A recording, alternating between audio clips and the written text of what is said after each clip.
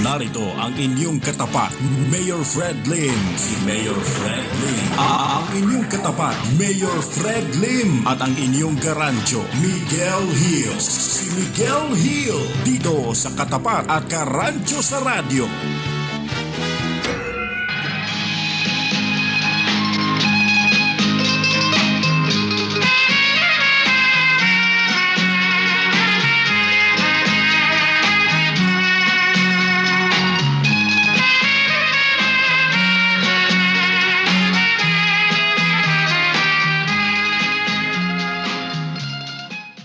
Buenos días a todos, mis amigos. Es su Karancho Miguel Hill. Ngayon po'y araw ng Huwebes, September 10, 2015. Magandang umaga sa lahat ng ating mga taga-subaybay. Kayo man ay nakikinig sa ating programa sa pamamagitan ng inyong mga devices, inyong mga gadgets. Dahil sa ngayon ay pawang sa internet lamang tayo napapakinggan at napapanood. Pero inuulit ko po, mga karancho, ilang araw na lang ang aantayin. Meron tayong countdown. At tayo po ay magre-relaunch sa isang mas malaki, mas malakas, at mas malawakan saklaw na himpilan. Kaya antabayanan po. Pero sa ngayon, ang ating programa ay mapapakinggan nyo sa pamamagitan ng atrymedia.com o di kaya sa pamamagitan ng... masusundan nyo kami sa pamamagitan ng Facebook, Twitter at maging sa Instagram. Meron po tayong live feeding, live streaming. Hindi pala live feeding. Gutom na yata si Karancho. Live streaming para sa mga nais makita pagmumukha ng inyong mga hamak na anchors dito sa 8Trimedia Broadcasting. Bueno, mga karancho, sa ngayong umagang ito, hindi natin makakasama ang inyong alkalde ng Himpapawid na si Mayor Fred Lim dahil meron na naman pong meeting. Alam niyo po, yung mga VIP talaga, madalas na anyayahan na kung sino-sino na dumalo sa mga meeting o sa mga events, lalo na. Dahil alam natin na hindi nakatagalan ay darating na yung maghahalala na naman yung election 2016 na ating pinaka-anticipate o inaantay natin. Nang sa gayon, magkaroon na rin tayo ng pagbabago sa liderato. Dahil marami po ang sawang-sawa na sa kanilang nararamdaman, sa kanilang nasasaksihan, sa kanilang na-experyensyang araw-araw na pamamalakad ng ating pamahalaan. Bueno, mga karancho, kayo ba ay nasa inyo ng mga opisina? O kayo nasa lansangan pa rin? Kung sa usad pagong pa rin ang mga sasakyan? O di kaya, nandyan ba kayo sa mga mass transport system katulad ng MRT? Dati po, nung naalala ko, nung binuksan yung MRT, mabilis po nakakarating ang mga commuters patungo kung saan man sila pupunta. Pero ngayon, pag nasiraan yung MRT, patay. Ayan. Okay. Nakalimutan ko yung ating guard dog ng bayan, si Gardo. Yan po si Gardo, ang guard dog ng bayan, sanggandikit ng kabutihan, kaaway na mortal na mga kawataan. Magandang umaga sa iyo, Gardo. Galit sa akin. Nakalimutan ko raw siya.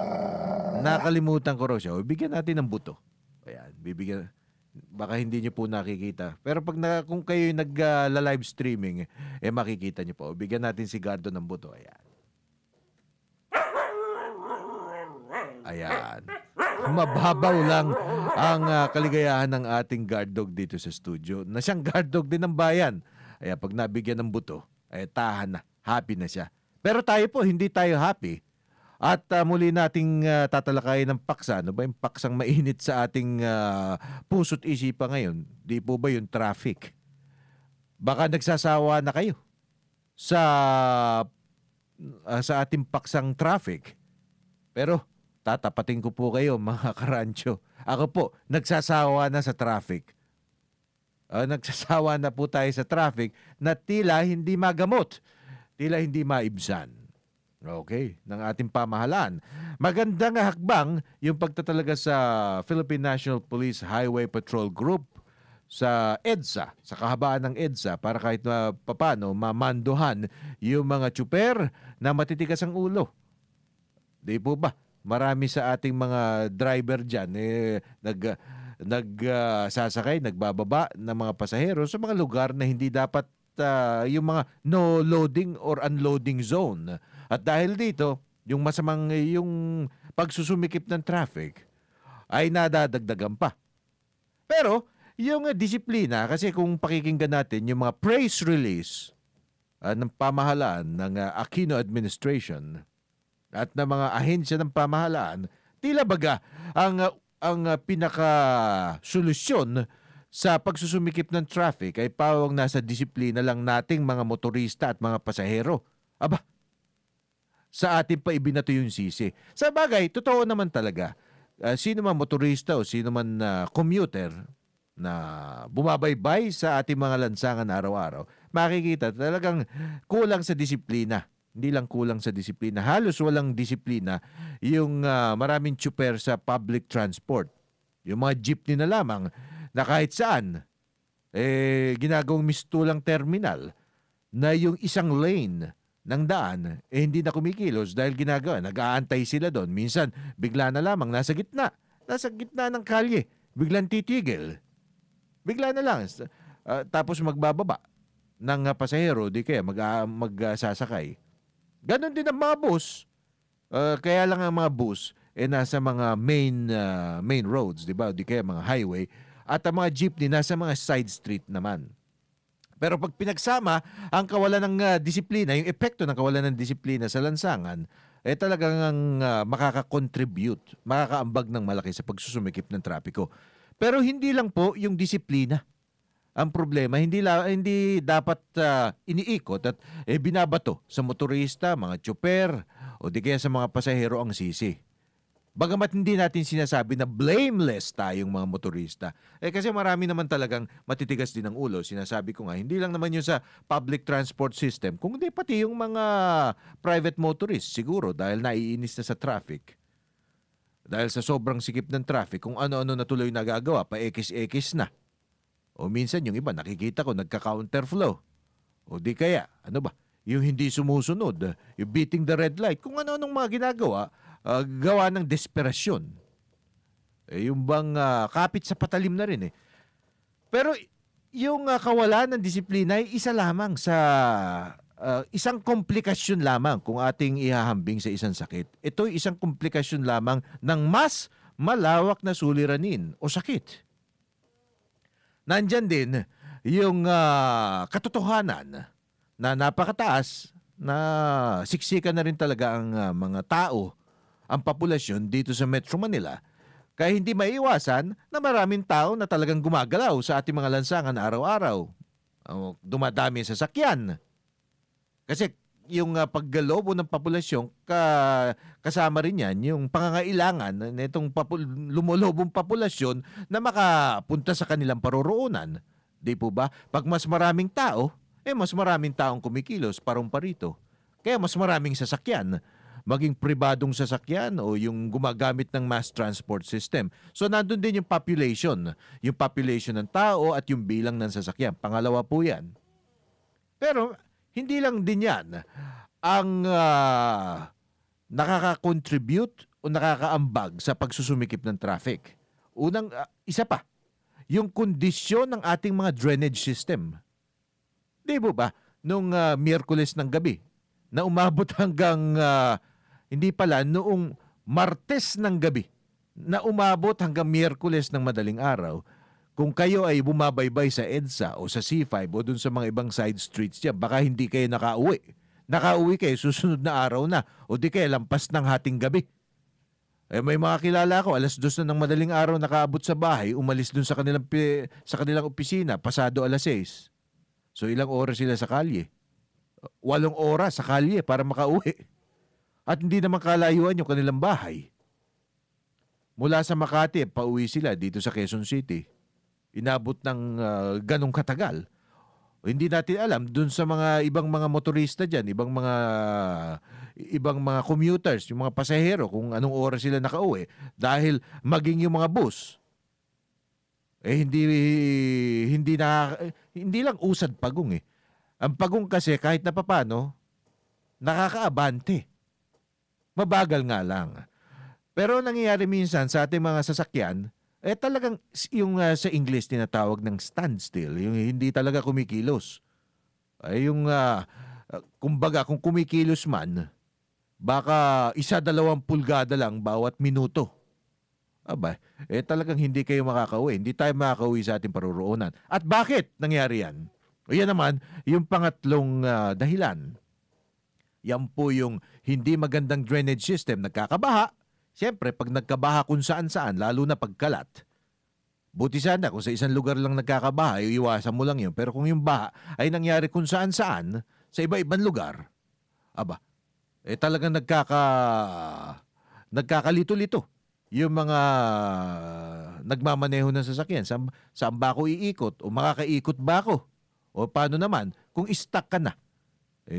Yung malalim na yung tubig sa harap mo at nag-pile up na yung mga sasakyan sa likod mo, anong gagawin mo? Tigil ka sa lansangan. Antay mo na lang hanggang mag-subside yung tubig. So ayun, yung pangatlong kadahilan kung bakit nagta-traffic ng husto, yung hindi yung ordinaryong traffic, dahil yung traffic na ordinaryo pang araw-araw na lang, nakasanayan na po natin yun. Pero yung tinatawag na freak traffic, sa English, fluke. Ano ba yung fluke? Yung bang hindi pangkaraniwan. Hindi pangkaraniwan at kuminsan lang natin na-experience, pero ngayon padalas na Gaano kadalas ang minsan? Ika nga, sabi nila. So ano ba? I-rundown natin. Ano ba yung tatlong napag-usapan natin ng mga dahilan? Unang-una, ay siyempre yung kawalan ng disiplina, number 1. Number 2, yung napakarami na talaga mga sasakyan sa lansangan dahil epekto rin ito ng lumulobong populasyon. So number 2. Pangatlo, yung ating drainage system na nagkukos ng traffic sa iba-ibang lugar, sa iba-ibang lansangan, kung kaya hindi talaga nakakausad ang mga sasakyan. Pero, meron pa pang-apat. Itong pang-apat na kadahilanang ito yung yung iniiwasang banggitin ng ating gobyerno ngayon. Kung pwede, ibato sa lahat ng bagay. Ibato sa mga motorista, ibato sa mga pedestrians, ibaling ang sisi sa panahon. Diba? Sa pagsusungit ng panahon. O sa lahat pa ng ibang bagay, pero hindi sa kanila. Pero itong pang-apat na ito na talagang pananagutan ng Administrasyong Aquino. Ano nga ba? Ito pong kawalan ng vision sa mga infrastructure projects. Pinagsabay-sabay po sa loob ng nalalabing bahagi ng administrasyon ang lahat ng infrastructure projects, yung pagpapalawak ng daan, yung pagtatayo ng LRT 2 extension sa Marcos Highway, yung mga flyover, mga underpass, at kung ano-ano pa, yung mga road widening, yung mga road reblocking, nakikita natin yan kalat sa lahat, halos lahat ng mga major roads, mga highways, at maging mga side streets ng Metro Manila, nakikita natin pinagsasabay-sabayan sa loob ng huling 9 na buwan ng administrasyon. Halos ngayon lang yan. Agosto lang yan talaga nag-full swing mga bagay na yan. Bakit kaya? Siguro nagising sila, isang umaga, na-realize nila na sa dami-dami ng kanilang pagbabatikos at pagbubuhat ng bangko kung na sila ang pinakakalaban ng korupsyon at sila ang may tuwid na daan daw. Wala pala sila talagang tunay na quantifiable na accomplishments. At ang accomplishments po hindi nanggagaling sa laway ng Pangulo. Yung sinasabi ko, malinis kami. Hindi kami corrupt. Pinersecute namin at prinosecute at pinersecute namin yung mga kaaway namin dahil lahat ng kaaway namin sa politika at yung mga kaalyado nito corrupt. Kami lang ang malinis. Yun lang ginawa nila. At nung nagising sila, ay wala pala tayong accomplishments na nakikita at mararamdaman ng populasyon. Kasi yung tunay na accomplishments po, hindi po yung lip service lang, ika nga sa English. Kailangan nakikita, nararamdaman, nasasalat-salat mo kahit papano. Ayun. Naghabol. Biglang naghabol. At dahil, yun na nga, last minute, nagkasabay-sabay. At sa halip na yung spread over, etong mga infrastructure projects na ito over several years, mga 3 or 4 years, kasi kung inunti-unti yan halos hindi natin mararamdaman yan O kung magkakaroon ng konting aberya, sa isang lugar lang. Pag sa isang lugar nagka-aberya, pwede naman di ba? Pwede tayong mag-take ng mga alternate routes. Pero ngayon, anong alternate route mo? Kahit saan ka magpunta, nakabungkal yung daan, basag yung konkreto, basag yung asfalto. Ayun. O di kaya may mga bulldozer, mga backhoe sa gilid ng mga daan. Effectively, yung mga ibang mga main roads natin dito, alam naman natin, 2 lanes lang. Yung 1 lane, sira. Di naging 1 lane na lang. Major road yan, katulad ng Aurora Boulevard. Na bagamat hindi yung kahabaan na ginagawa, may kinukumpuning mga bahagi nito. At dyan, sa mga lugar na yan, nagsusumikip ang traffic. Yan yung mga tinatawag na choke points. Ayan. So yung kawalan ng vision at yung last minute na paghahabol ng infrastructure projects, yan po. Palagay ko ang pinakamalaking contributor sa kasalukuyang sitwasyon sa traffic. Kasi yung sinasabing kawalan ng disiplina, yung lumulobong populasyon ng individual at maraming sasakyan, kasi kambal tuko yan, yung malaking populasyon tsaka yung maraming sasakyan, interconnected po yan. So yan ang pangalawa. Yung pangatlo, ano nga ba yung pangatlo? Yung nagbabaha sa mga ibang lugar.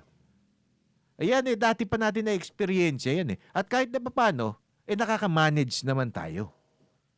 Parang, kumbaga, natitiis natin.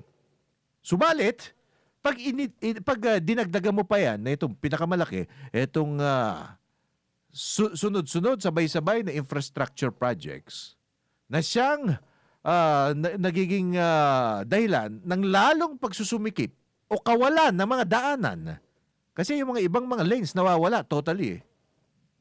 Ayan. Yung problema na dati nagiging imposibleng problema o problemang walang katugunan. Ayun. Lack of vision sa salitang Ingles. Yung walang foresight, ano ba yung sa Tagalog? Yung bang hindi nila nakikita yung mangyayari sa hindi sila nakapaghanda. O di kaya wala silang pagpaplano. Kaya sabay-sabay. Sabay-sabay at komplikado pa nga nung mga ibang mga bagay-bagay na akin nabanggit kanina. Kaya yung problema sa traffic, hindi lang malaking problema, hindi lang sakit ng ulong malaki, kung hindi naging dambuhalang suliranin, malahalimaw na suliranin na ating binubuno, ating pinapasan sa araw-araw na ginawa ng Panginoon.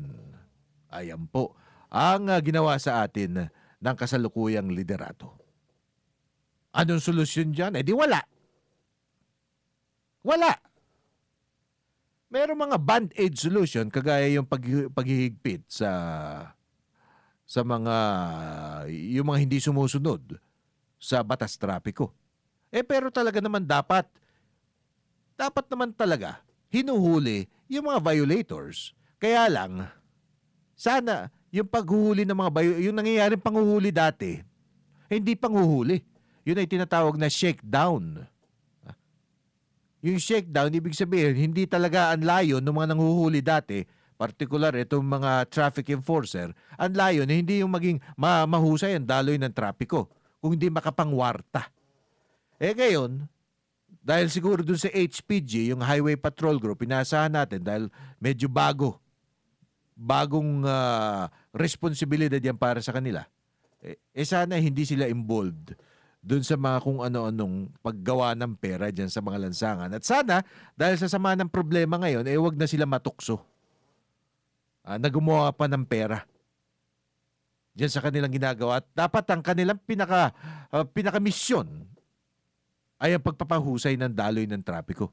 Kung pwede nga yung police visibility para wag nang sumuway sa batas trapiko yung mga ibang mga tsuper, public or private drivers. Yung presensya lang nila dyan na nagtataboy ng traffic should be enough para sumunod yung mga nagmamaneho sa mga batas trapiko. Kasi pag nauwi pa sa panghuhuli, di po ba? Yung panghuhuli, traffic na nga tapos i-stop mo pa yung isang sasakyan.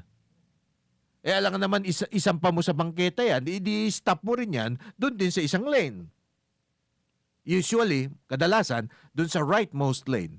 Pero pag meron kang bihikulo na tinitikitan, yung isang lane na yun is effectively cut off. Ibig sabihin, hindi rin nagagamit. So, hinto rin o babagal din ang daloy ng trapiko.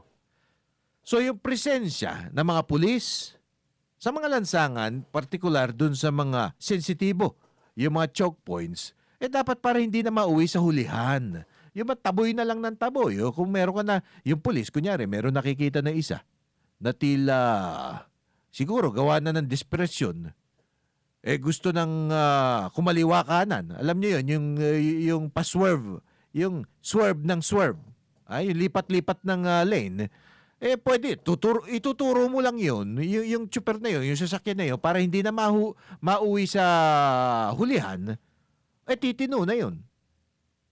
Hindi po ba? So, yung mahahantong sana sa tikitan o hulihan, nasolusyonan na bago pa mangyari. So, susunod yung tsuper, susunod yung driver dun sa pulis, at uusad yung traffic. Ayan ang magagawa ng police visibility. Hindi katulad dati ng puro mga MMDA o di kaya yung mga traffic enforcer ng lungsod na animo. Gumagawa ng patibong sa mga daan. Yung nagtatago pa. Tapos pag may violator, ayun, bigla na lang lulundag. Lulundag. Parang isang gutom na buhaya. Pagkatapos, doon na magkakaayusan. Subalit, nakakontribute na sila. Yung enforcer tsaka yung driver na hindi sumusunod, nakakontribute na sila sa traffic. Ayan ang dapat iwasan natin ngayon. Di po ba? Sa ngayon, wala na po tayong magagawa kung hindi yung mga tinatawag na band-aid solution. Yung mga panandaliang solusyon na lamang sa problema. Hindi na pwede yung hindi pa pwede yung pangmatagalan dahil yung mga daan natin, kita nyo, bitak-bitak na, nasimulan na yung kung ano-ano mga proyekto. Hindi na naman niya maasahan na pwedeng ihinto pa, di po ba? Tuloy-tuloy na yan. Tuloy-tuloy na hanggang matapos, bubunuin po natin yan. So ang gawin na nga lang natin, yung mga panandaliang solusyon, kagaya niya, yung pagpapatupad ng mas striktong pamamahala sa mga lansangan para yung mga tao, yung mga nagmamaneho, ay mapilitan na sundin yung mga batas trapiko. Bagamat hindi naman natin masisi minsan kung bakit yung iba napipilitang mag-violate ng traffic rules. Kasi naman po, talagang sa sobrang traffic, nababaliw na. Nababaliw na ang mga tao, ang mga tsuper. Alam niyo po ba, merong isang pag-aaral na isinagawa tungkol sa epekto netong traffic situation sa utak, yung sa psychology ng mga motorista. Ayan po, maya-maya ikikwento ko yan sa inyo. Kung ano ba yung mga tinatawag nilang nakakapag-stress o pinaka nakakapag-stress sa mga motorista. Ayan. Maya-maya ikikwento ko po yan. Pero sa ngayon, break muna tayo para tayo makapagmuni-muni.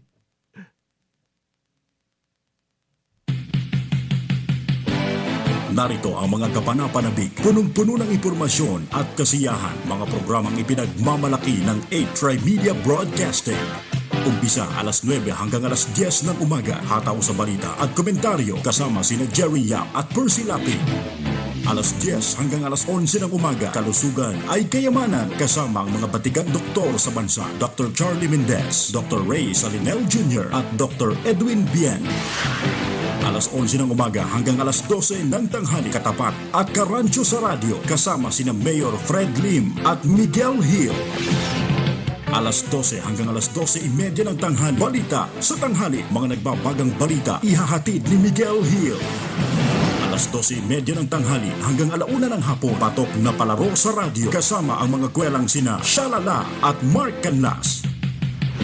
Alauna hanggang alas 2 ng hapon, pag-ibig, musika at iba pa kasama ang mga premyadong mang-aawit sa bansa, Lloyd Umali at Ima Castro.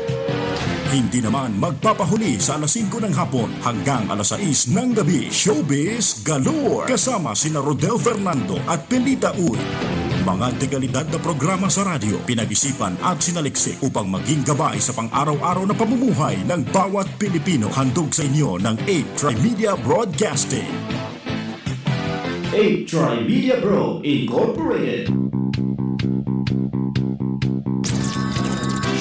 Narito ang inyong katapat, Mayor Fred Lim. Si Mayor Fred Lim. Ang inyong katapat, Mayor Fred Lim. At ang inyong garancho, Miguel Hill. Si Miguel Hill. Dito sa Katapat at Karancho sa Radyo.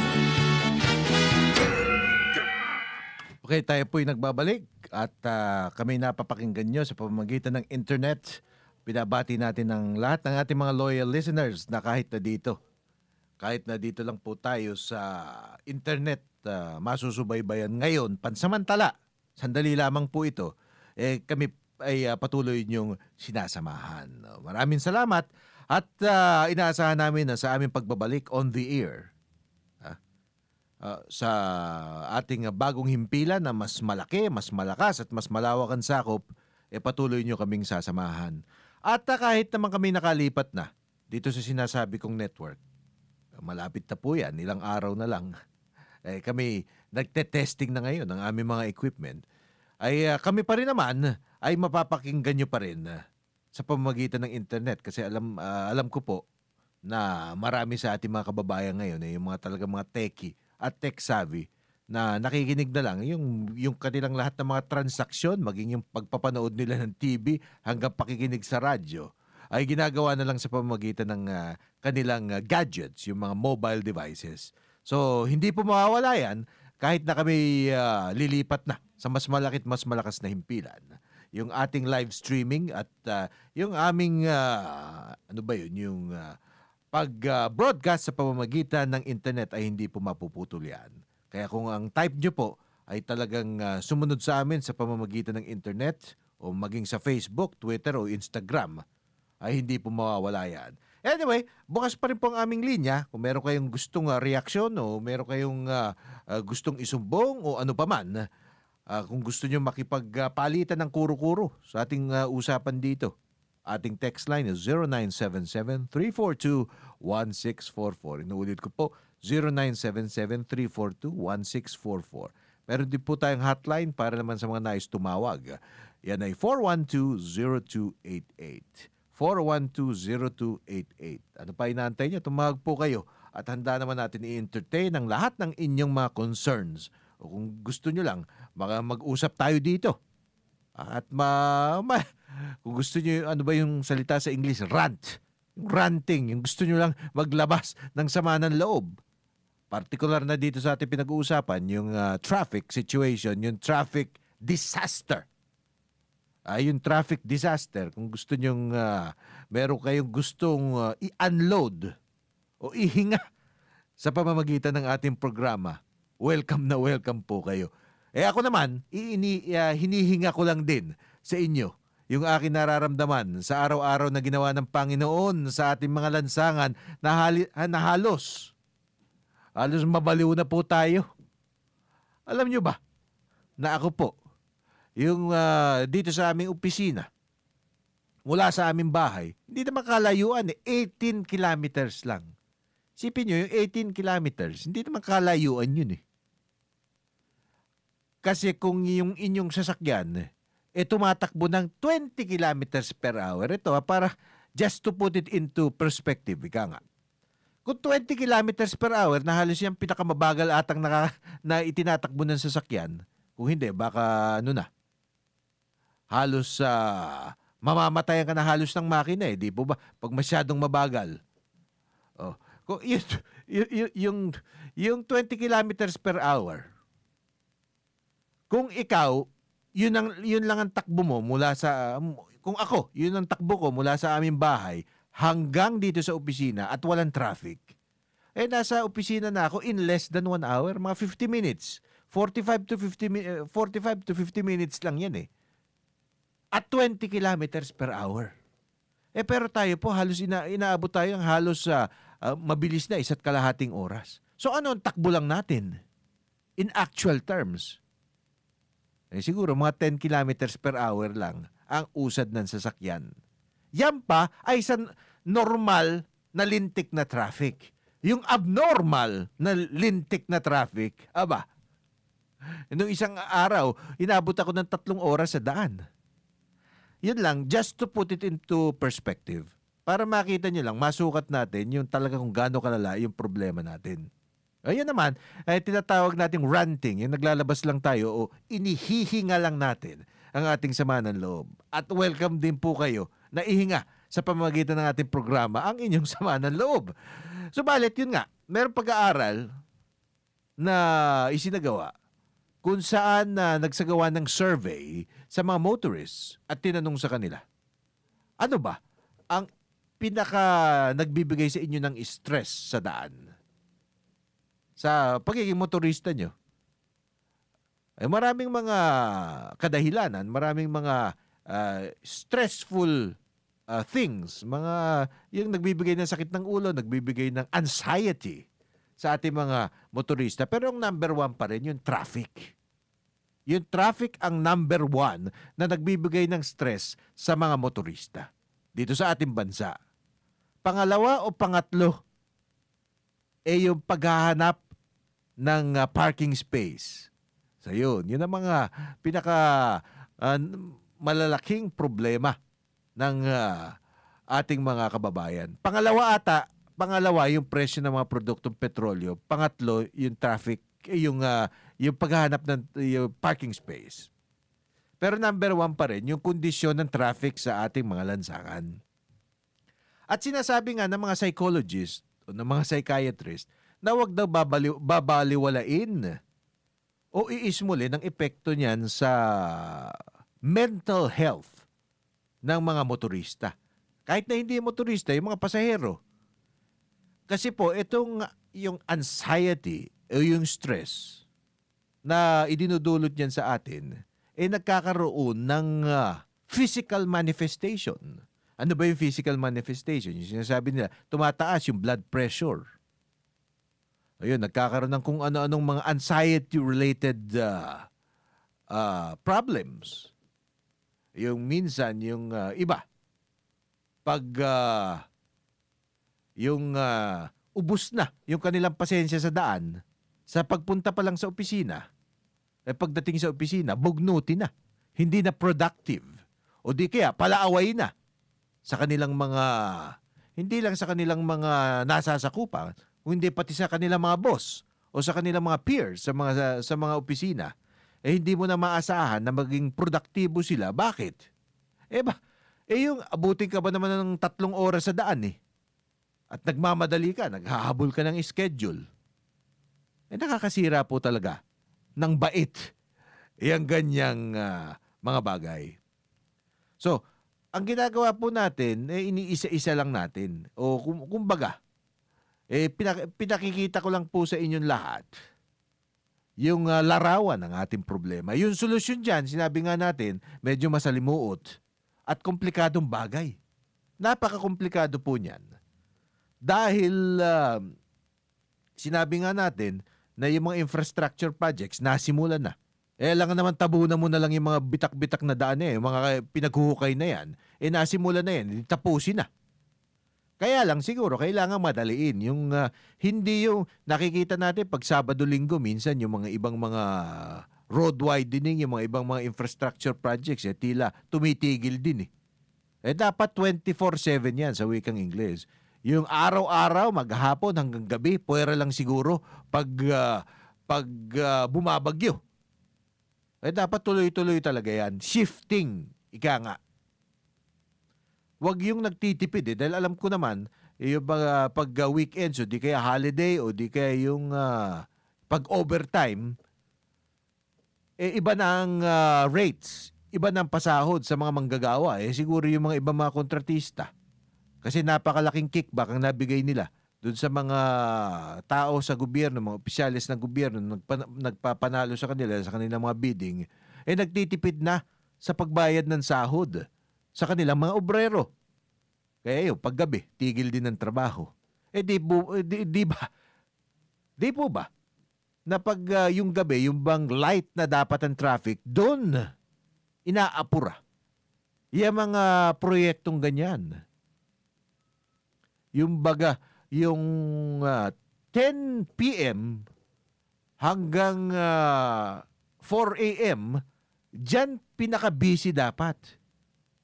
Diyan nag-aapura. Diyan nagmamadali. Yung mga kontratista, yung mga construction crews na yan. Dahil yung mga oras na iyon, dapat, yun yung medyo light yung traffic, yung iilan lang ang mga sasakyan.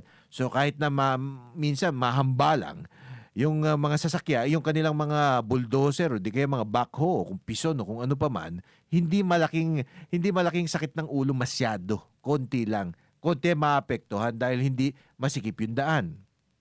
Pero minsan nakikita natin tuloy-tuloy ang kanilang trabaho 9:00 ng umaga, 10:00 ng umaga, 4:00 ng hapon. Abay, talaga naman, Diyos kong maawain. Timing po is everything sa mga ganitong mga bagay. So ayan, nandyan na po tayo ngayon. At parang kung titingnan natin, wala tayong makitang solusyon kayo naman, yung ating mga listeners, baka naman sakaling kayo mas malalim ang inyong pag-unawa sa mga ganitong issue. Baka naman, meron kayong solusyon na ating maipapanukala. Abay, tumawag kayo sa 0977-342-1644. At meron din po tayong hotline, yan ang 412-0288. Ayan. Welcome na welcome po ang inyong mga calls o di kaya text at nang sa ganun matalakay natin ang inyong mga opinion. Ayan. Naiintindihan ko po na dito sa internet, napaka-importante po yung pagiging interactive o yung internet, kaya dapat interactive. Kaya talaga naman binibigyan natin ng pagkakataon ang lahat ng ating mga taga-subaybay na makialam, makigulo, at mag-share ng inyong mga kuro-kuro, opinion. Maging ito'y pabor sa ating sariling opinion o kabaligtaran, ayos lang po yun. Basta tayo po'y mag-usap, tayo'y makigulo, at himay-himay natin ang mga problema na ating nararanasan sa ating bansa. Okay. Ano nga ba? Alamin naman natin ang tumpak na oras. Ngayon po ay 11:44 ng umaga.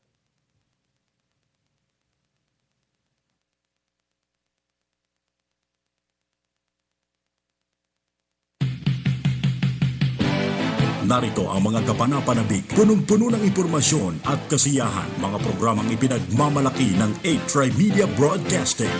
Umpisa 9:00 hanggang 10:00 ng umaga, hataw sa balita at komentaryo kasama sina Jerry Yap at Percy Lapid. 10:00 hanggang 11:00 ng umaga, kalusugan ay kayamanan kasama ang mga batikang doktor sa bansa, Dr. Charlie Mendez, Dr. Ray Salinel Jr. at Dr. Edwin Bien. 11:00 ng umaga hanggang 12:00 ng tanghali, katapat at karancho sa radyo kasama sina Mayor Fred Lim at Miguel Hill. Alas 12 hanggang alas 12:30 ng tanghali. Balita sa tanghali. Mga nagbabagang balita ihahatid ni Miguel Hill. Alas 12:30 ng tanghali hanggang 1:00 ng hapon. Patok na palaro sa radyo kasama ang mga kwelang sina Shalala at Mark Canlas. 1:00 hanggang alas 2 ng hapon. Pag-ibig, musika at iba pa kasama ang mga premyadong mang-aawit sa bansa. Lloyd Umali at Ima Castro. Hindi naman magpapahuli sa alas 5 ng hapon hanggang alas 6 ng gabi. Showbiz Galore kasama sina Rodel Fernando at Pelita Uy. Mga dekalidad na programa sa radyo, pinag-isipan at sinaliksik upang maging gabay sa pang-araw-araw na pamumuhay ng bawat Pilipino. Handog sa inyo ng 8 Tri-Media Broadcasting. 8 Tri-Media Bro Incorporated. Narito ang inyong katapat, Mayor Fred Lim. Si Mayor Fred Lim. Ang inyong katapat, Mayor Fred Lim. At ang inyong karancho, Miguel Hill. Si Miguel Hill. Dito sa Katapat at Karancho sa Radyo. Mga karancho, minsan hindi naman pwede tayo laging negatibo. Dapat kahit na papaano medyo think positive tayo. Kahit na ito nga, pinapatay na tayo ng pagsusumikip ng traffic at halos atakihin na sa puso. O di kaya tumaas na yung blood pressure natin sa ating mga sasakyan o kahit na hindi sa ating sa personal na sasakyan. Minsan kahit tayo ay sumasakay lang sa jeep o sa bus o di kaya sa mga tren, no? Yung MRT, LRT, tayo nakukonsumi. Pero ano po ba ang dapat natin gawin? Kasi dati, nung una akong nagtrabaho, nung mga 1990s, hindi pa naman tayo masyado matanda. Pero nung una tayo nagtrabaho, hindi excuse sa mga boss yung sasabihin natin na na-late sa opisina dahil sa na-traffic. That was not an excuse before. Kaya nga. Pero ngayon, alam nga naman hindi na matulog yung tao. Ginagabi sa pag-uwi ng bahay. Asahan mo bang umalis ng madaling araw yung mga obrero, mga empleyado? Lamang at 3-4 na oras yung iba sa daan. So hindi na rin Hindi na rin nauunawaan na rin naman nung ibang mga employer kung bakit. Lalo na pag nagkakaroon yung tinatawag natin monster traffic, yung mga halimaw na traffic. Talagang wala na anong aasahan mo dun sa tao? Hindi nakakain, hindi na matutulog. Doon na lang, laging nasa daan na lang, papasok at papauwi galing sa opisina. So ano ba magagawa natin? Isa po, siguro ito, suhestyon na akin sinusunod sa akin sariling pamumuhay. Unang-una, pinaplano ko na po ang aking pagbiyahe. Kung dati, pwede kayong nasumpo nga. Malling tayo. Punta tayo dyan sa Punta tayo sa SM o punta tayo sa Robinsons. So kung saan pa man mall. Pag wala na po yung mga impulse trip. Yung mga bigla lang trip mong mag-trip. Trip mong magbiyahe. Trip mong mag-mall. Trip mong mamasyal. Wala na po yun. Burahin na natin muna sa ating bokabularyo yun. Lalo na habang nandyan pa yung kasalukuyang liderato at hindi pa nagbabago yung mga patakaran, yung mga policy patungkol sa traffic management. So planuhin natin ang lahat ng ating mga hakbang, ating mga biyahe, ating mga trip. Yun. So kailangan yung pagpaplano. Bakit natin kailangan ng pagpaplano? Para yung traffic na ating nararamdaman sa maghapon, yun lang talagang kailangan. Bakit? Nauubos po yung ating pasensya, nauubos ang ating lakas. Tumataas yung ating BP kung subjected tayo sa traffic maghapon .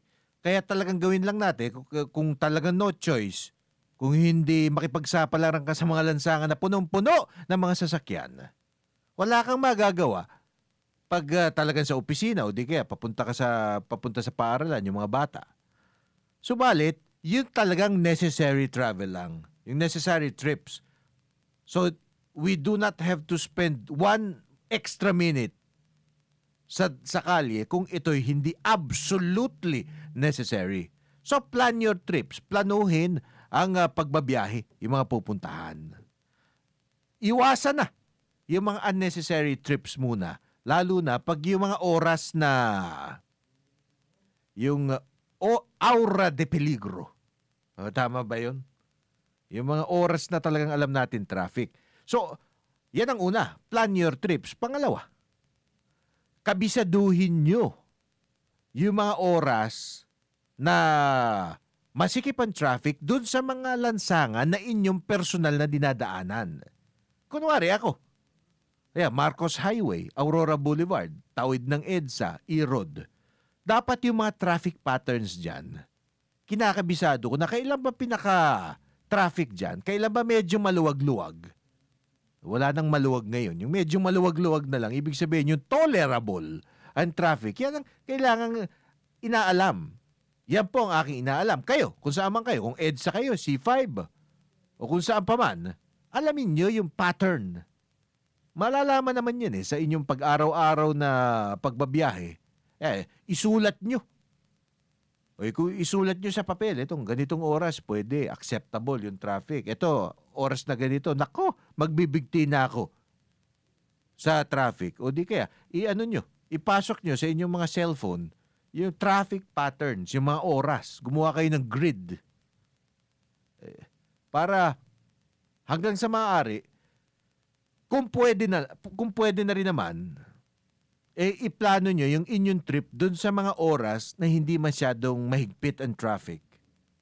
Dun sa mga particular, yung mismong mga daan na inyong tatahakin. So, number 1, plan your trips. Number 2, kabisaduhin yung traffic patterns dun sa mga lugar na inyong dinadaanan. Pangatlo, lalo na kung kayo tech savvy, lalo na dun sa ating mga medyo bata-bata pang mga listeners. Anong isang magagawa nyo? Kumuha kayo ng matuto kayo ng mga apps. Yung mga apps na nagbibigay ng update sa traffic patterns. So, bukod dun sa kailangan memoryado nyo na yung basic traffic patterns dun sa mga lugar, dapat alam nyo rin para kung nagkaroon ng pagbabago dun sa mga traffic patterns na yun, meron kayong apps na titingnan nyo lang sa cellphone, di ba? Yung mga smartphone, nakikita nyo. Ano ba yung mga Waze, di ba? Meron din naman yung NLEX. Kung dumadaan kayo dun sa kung northbound kayo, nakikita rin. Meron din silang mga apps na para malaman nyo kung ano yung traffic papunta roon. O di kaya, meron pa pinakita sa akin nagaling daw sa MMDA na yung mga traffic applications, yung mga apps na makikita nyo kung light, moderate, o heavy yung traffic. Wala na sa bokabularyo natin yung light traffic. Moderate na lang siguro, heavy, tsaka super-duper heavy na traffic siguro. Pero meron pong mga applications niya. Matuto kayong gumamit kahit na may edad na kayo, kahit na hindi kayo kabataan, katulad natin, na mapipilitan kayong unawain at matutunan yung mga ganyang traffic patterns. Sa pamamagitan nito, mga applications na ito, gamitin na po natin bilang kakampi, bilang ating ally, itong teknolohiya. Dahil kasi yung hula-hula, kung puro hula-hula tayo, talagang mamamatay po tayo. Namputi ang mata at biglang nag-uba ng ating mga buhok dyan sa mga lansangan ng Metro Manila sa ngayon. So ayun, unang-una, yung ating pagpaplano ng ating mga trips. Pangalawa, yung pagkabisado sa traffic patterns. Pangatlo, yung paggamit ng mga traffic update applications sa computer. Yan po yung kailangan nating pag-isipang gawin o ating dapat ginagawa ngayon para meron tayo kahit na paano proteksyon laban dito sa pagsusumikip ng traffic. Ayan. Yan ang mga basic do's and don'ts natin ngayon. Pero palagay ko dahil kayo naman, ating mga listeners ngayon, pawang mga internet savvy kayo. So alam nyo na po yung mga applications na yan. Gamitin nyo po. Wag puro Facebook.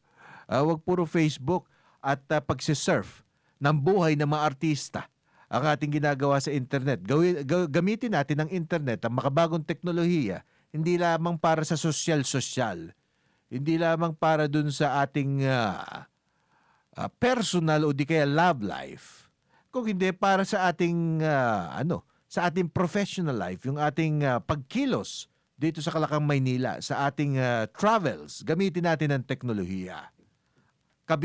kung lahat po siguro ng ating kababayan, kabisado itong mga traffic update applications na ito, ng kasing kabisado nyo sa inyong FB account, kahit na papano siguro, mababawas-bawasan ng ilang minuto yung inyong travel time sa pang-araw-araw.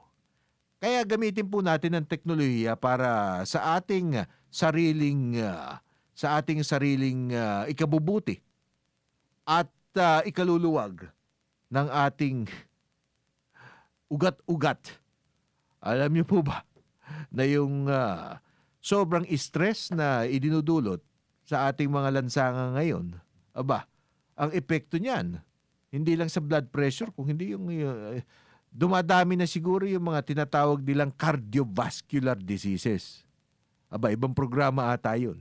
So hindi tayo mangingialam doon sa mga programa nila Dr. Good at saka nila Dr. Ray at nila Dr. Charlie. Naantabayanan nyo rin, magbabalik din sila sa ating himpilan. Ilang araw na lamang ang inaantay. Ayan. Hindi tayo manghihimasok din sa mga medical concerns, pero nakatitiyak po ako yung stress na dulot ng traffic ngayon sa Kamaynilaan ay nakamamatay. Talagang hindi lang nakakaperwisyo kung hindi nagkakaroon ng mga epekto yan sa ating kalusugan. Kaya hanggang sa maaari, iwasan natin. So, nakatatlo na po tayong abiso sa anong magagawa natin upang kahit na paano maibsan yung impact sa ating personal na buhay at sa ating kalusugan na itong traffic na ito. Meron pa pong pang-apat. Yung weekend, yung mga weekend, sikapin po natin na magpahinga. Yung tunay na pahinga. Hindi yung mag-Sabado, lahat tayo, larga din. Punta sa mall, punta kung saan, punta sa mga bar hopping o yung mga coffee shop dyan. Hindi naman pwedeng iwas-iwasan siguro, pero bawas-bawasan natin para kahit na papaano meron 1 o 2 araw sa loob ng 1 linggo na tayo ay nakapagpapahinga.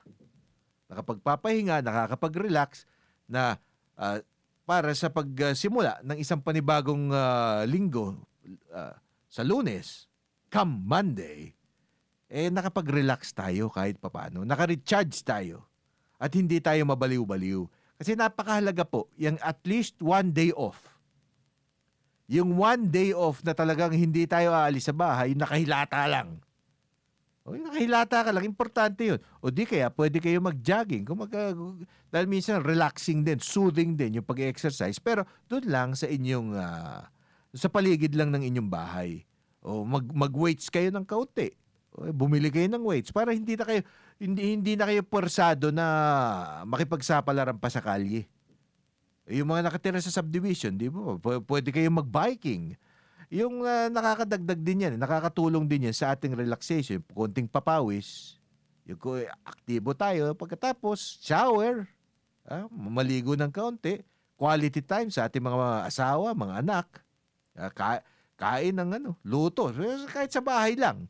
Yung hindi na kayo lalabas, iwasan na. Kasi alam nyo po ba, na yung kahit na yung Sabado, dati pag Sabado sinasabi, dahil weekend, may traffic around the malls, di ba? Yung sa paligid ng mga malls, saka yung mga pasyalan. Pero hindi sa lahat ng lugar Pero ngayon, yung Sabado, dahil siguro wala ring coding, lahat ng may sasakyan, lumalabas din. So yun din, another day of traffic ang inyong bubunuin. Iwasan nyo na yun. Iwasan na po natin yun. Yung paglinggo naman, yung iba talaga, dahil siyempre nagsisimba. Karamihan sa ating mga kababayan, linggo nagsisimba. Mapipilitan din lumabas. Pero awa ng Diyos naman, pag linggo hindi masyadong traffic sa ating mga lansangan. Pero, yun nga, ang ating advice, na hanggang sa maaari, mga karancho, iwasan nyo yung mga unnecessary trips. So, lumabas lang kayo kung kailang absolutely necessary, yung hindi maiiwasan. Nang sa gayon, hindi kayo subjected dun sa stress ng traffic. Araw-araw na ginawa ng Diyos. Yung merong rest day na totoo. Ayan. Kung iinom kayo, manginom na lang kayo siguro sa inyong mga bahay. Pag inuman na lang kayo dun sa mga kapitbahay nyo para wala nang lalayo. Doon na lang. Ayan yan ang ating mga advice sa ating mga kababayan, sa ating mga karancho, sa ating sa araw-araw na pagbuno natin sa ating mga lansangan. Ayun, iwasan. So, take 1 day off sa isang linggo. Yung 1 day off na absolutely hindi tayo lalabas. O kung lalabas man tayo, yung lakad-lakad lang sa ating komunidad. Yung hindi tayo lalayo. Kasi pag lumayo tayo, ano ibig sabihin nun? Ilalabas na naman tayo sa kalye. O magmamaneho tayo, magko-commute. So yun na naman ang mangyayari. Yung stress, talagang wala ng tigil. Ayan. Sana, kahit pa paano nakatulong po ang ating abiso sa yung mga ating mga advice. Batay po yan, hindi po yan na galing sa eksperto sa traffic management o sa isang doktor. Pero mula sa isang taong araw-araw din nakikipagsapalaran sa traffic at nagkaroon na tuloy ng pag-unawa sa kung anong kinakailangan nating lahat gawin upang maibsan ang epekto ng trapiko sa ating personal na buhay. Bueno, diyan po nagtatapos ang ating programa ngayong araw na ito. Bukas po magkakasama-sama tayo muli.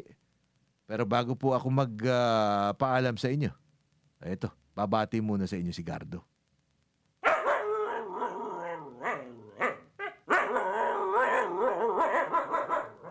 O yan, see you tomorrow daw. Yun ang translation ng sinabi ni Gardo. Ako naman po ang inyong Karancho Miguel Hill. Maraming salamat sa inyong patuloy na pagsubaybay. Narito ang mga kapanapanabik, punong